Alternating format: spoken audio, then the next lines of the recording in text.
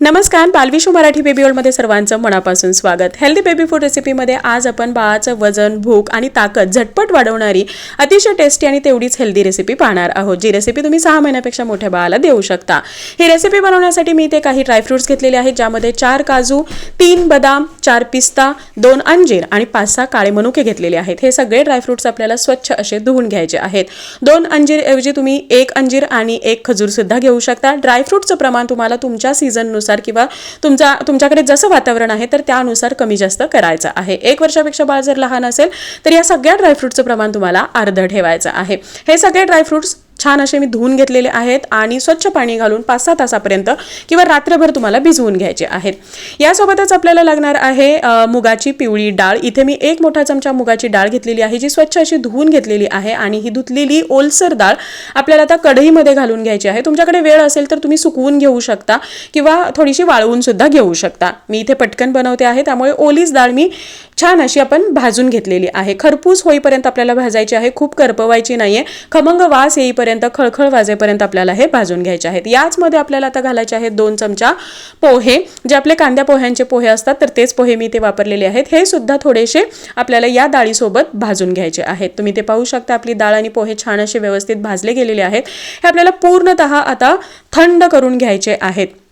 जेव्हा आपण याची पावडर बनवणार तर त्यावेळी ती पावडर ओलसर बनू नये, यासाठी आपल्याला ही डाळ आणि पोहे पूर्णतः थंड करणं गरजेचं आहे। हाताने तोडले की पटकन तुटतात, म्हणजेच आपली डाळ आणि पोहे छान असे भाजले गेलेले आहेत। याची अशी मी कोर्स किंवा थोडंसं टेक्स्चर असणारी पावडर बनवलेली आहे। ही पावडर तुम्ही अशी स्टोअर करून ठेवू शकता, बाळाच्या खाऊमध्ये वापरू शकता किंवा जेव्हा तुम्हाला पटकन काहीतरी बनवायचं असतं तर त्यावेळी या पावडरचा वापर करू शकता।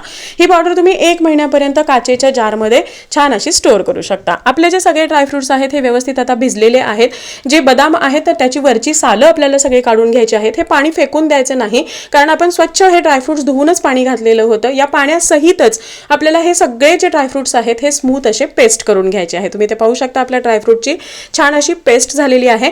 आता हा पदार्थ बनवणं खूप जास्त सोपं आहे। यासाठी मी इथे 1 कप घेतलेला आहे दूध। तुम्ही दुधाऐवजी पाण्याचाही वापर करू शकता।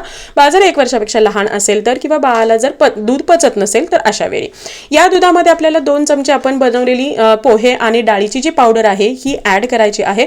व्यवस्थित अशी मिक्स करून घ्यायची आहे आणि याच मध्ये आपल्याला आपण बनवलेले जे काही ड्रायफ्रुटची पेस्ट होती ही पेस्ट घालायची आहे। आता मी जे बनवलेलं प्रमाण आहे किंवा मी जी ही खीर बनवलेली आहे याचं प्रमाण थोडंसं जास्त आहे। तुम्हाला जर हे कमी प्रमाणामध्ये बनवायचं असेल तर ड्रायफ्रुटचं प्रमाण कमी करा किंवा डाळ आणि पोह्यांची जी पावडर आहे ते सुद्धा कमी प्रमाणामध्ये टाका। आता हे जे सगळं मिश्रण आहे हे व्यवस्थितरित्या ढवळत आपल्याला छान असं मंद गॅसवरती व्यवस्थितरित्या शिजवून घ्यायचं आहे। तुम्ही ते पाहू शकता, शिजल्यानंतर याला छान असा क्रीमीनेस येतो, थोडंसं दाटसर होतं, घट्टसर होतं आणि त्यानंतर आपल्याला यामध्ये जर गरज असेल किंवा तुमच्या बाळाला गोड जास्त आवडत असेल तर तुम्ही इथे 1 चमचा आपली गुळाची जी पावडर आहे ही ऍड करू शकता। तसंही आपण अंजीर, काळे मनुके घातलेले आहेत, एक्स्ट्रा गोड करण्याची गरज नाही, पण तरीही बाळाला आवडत असेल तर तुम्ही इथे गुळाचा वापर करू शकता। तर अशी ही आपली खीर झालेली आहे। याचा बलवर्धकपणा आणखी वाढवण्यासाठी यामध्ये मी 1 चमचा घातलेला आहे म्हशीचं तूप। आणि आता ही आपली अशी टेस्टी, हेल्दी, अतिशय खमंग खीर तयार झालेली आहे। बाळाला जर तुम्ही हे ब्रेकफास्टमध्ये सलग 7 दिवस देत असाल ना तर बाळाचं वजन हे नक्की वाढणार आहे। जरूर ट्राय करा आणि कशी वाटली रेसिपी कमेंटमध्ये सांगा। थँक्यू।